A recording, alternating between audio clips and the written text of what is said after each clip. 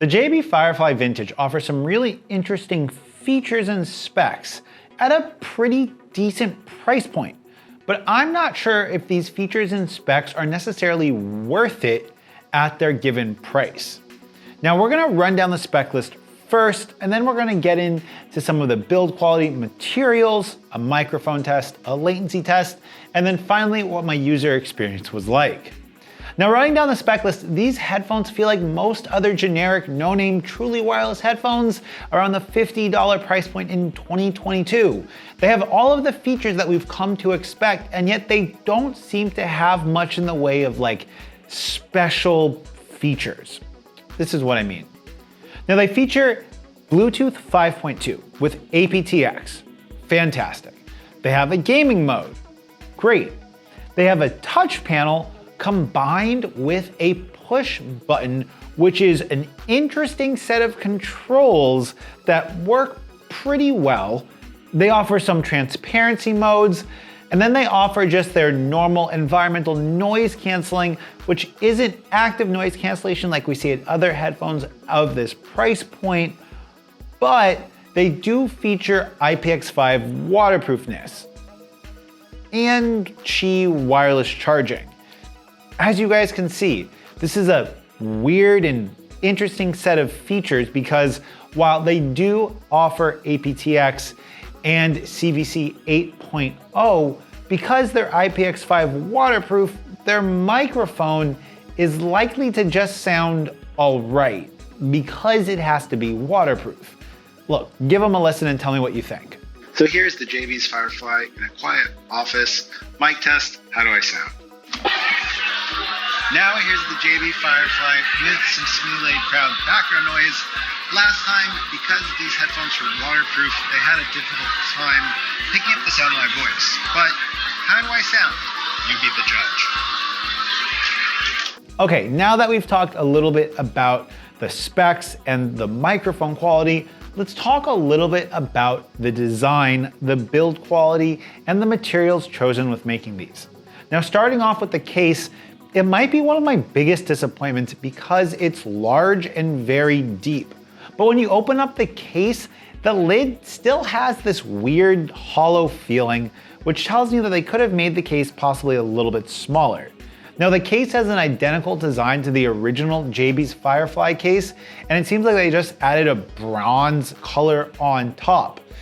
The lid is still floppy and it still feels kind of cheap, to be honest. And the whole case has this certain amount of resonance when you tap it that it just doesn't feel solid and substantial. Now, branding on the case is absolutely minimal. It's just an engraved logo on the top of it, and the plastics feel okay. And in my experience, they did a good job of aging with constant use, as the last Jabees Fireflies were my designated gym headphones. Now the design of the earbuds themselves hasn't changed from the original Fireflies, and this might be one of my biggest gripes. Now the headphones themselves feel nicely made. In fact, I would say that the headphones feel really solid.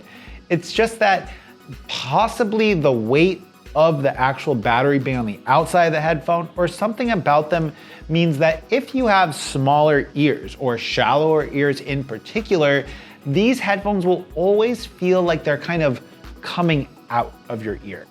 Now, eventually with my last pair of Fireflies, I used some no comply foam tips, and this helped a little bit, and that's one positive about the design package of these headphones and case overall, is that you can fit foam tips on the headphones and they fit inside the case.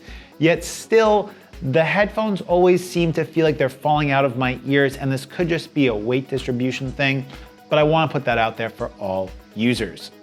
Now to talk about some more positive aspects of the design of these headphones, the design of the headphones themselves and their touchpad is really nice.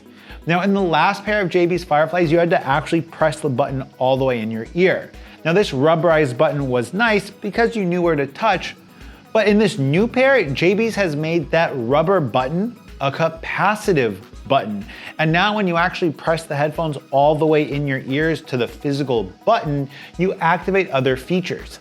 I really like this. I really like this for two reasons. First of all, you can feel exactly where that touch sensitive area of the headphones is, and it makes using the controls really easy. The second thing is that you are also able to add extra controls with that positive touch button. I would just like an app or something so I can change the controls and tweak them a little bit on my own. The last thing I wanted to touch on about the physical design of these headphones is that because they're IPX5 and they're sealed headphones, you will get the stethoscopic effect in your ear. There's really no way to avoid that because headphones need venting in order to eliminate that stethoscopic effect. But recently, all of the headphones I have been using have had that stethoscopic vent inside the headphones, and using these really felt like a blast from the past, and it's one thing that I don't necessarily like. Okay, let's go ahead and give you guys a latency and gaming test right now.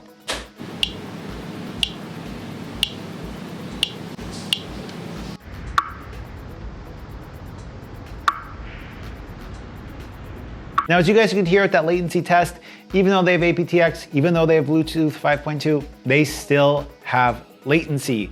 And the latency is just average at best. And unfortunately, average at best is kind of just what I give these headphones in general.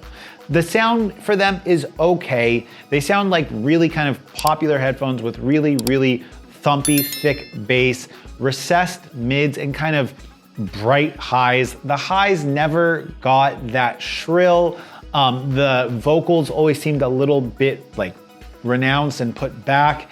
And just overall, I think that with the size of these headphones, the price of these headphones, you have to need apt-x and need that IPX5 water resistance in order to pick up these pair of headphones. Because you make a lot of other constellations in regards to design, size, and comfort with them. And just for me, they weren't an amazing, they weren't an amazing option, especially with other headphones I've tried at this price point. I thought they were good, and at $50, I think some people that want a pair of headphones that they can wash off after the gym might like these because they're IPX5, but overall, these weren't as compelling of a purchase as they were a couple years back when we had less of a selection and some people wanted to have IPX, I don't know, you guys get how I feel. Until next time, it's been Mitchell. Links to buy these in the description. Peace.